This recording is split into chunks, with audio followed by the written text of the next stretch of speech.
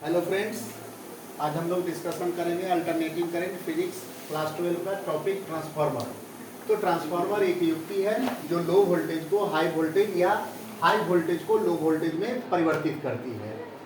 Transformer जो होता है म्यूचुअल इंडक्शन के सिद्धांत पे कार्य करता है। ट्रांसफार्मर दो प्रकार के होते हैं, एक स्टेप अप ट्रांसफार्मर, दूसरा step down transformer. Step up transformer जो है वह लो वोल्टेज को हाई वोल्टेज में कन्वर्ट करता है। Step down transformer high voltage को लो वोल्टेज में कन्वर्ट करता है।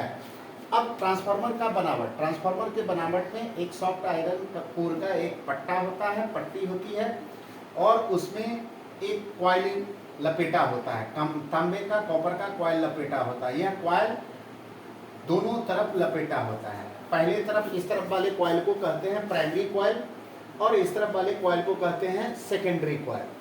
अब इसमें जो फेरों की संख्या होती है, स्टेप अप ट्रांसफार्मर में सेकेंडरी कॉइल का जो फेरों की संख्या होती है वह प्राइमरी कॉइल से अधिक होती है। अर्थात नंबर ऑफ एस टर्न, मतलब कॉइल के कॉपर के तार के फेरों की संख्या सेकेंडरी कॉइल की तुलना में प्राइमरी कॉइल में कम होता है स्टेप अप में, और सेम वाइस वर्सा उल्टा होता है। स्टेप डाउन ट्रांसफार्मर में सेकेंडरी कॉइल में कम होता है प्राइमरी कॉइल के तुलना में।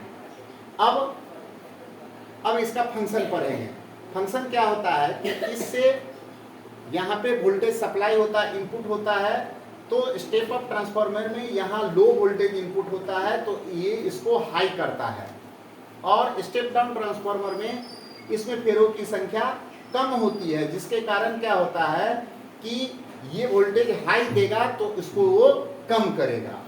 अब इसका प्राइमरी कॉइल का फ्लक्स जो होता है फाई होता है, चूंकि फेरों की संख्या है तो इसलिए number of turns into flux का रिलेशन चूंकि इंडक्शन के सिद्धांत से है, हम लोग डिस्कशन करते हैं, तो EP बराबर n d phi upon d t, और फाई पी होता है NP इंटू फाई, तो minus NP d phi upon d t हो गया।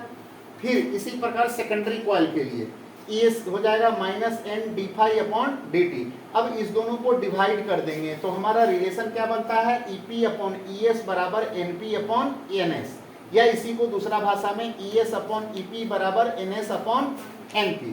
अगर ये ट्रांसफार्मर 100% हमारा वर्किंग प्रोसेस में 100% हमें को वोल्टेज दे, तो वैसे केस में power of input equal to power of output के बराबर हो जाता है, और P होता है E इंटू आई के इक्वल, तो EP इंटू आई पी बराबर ES into IS, therefore ES upon EP बराबर IP अपॉन IS।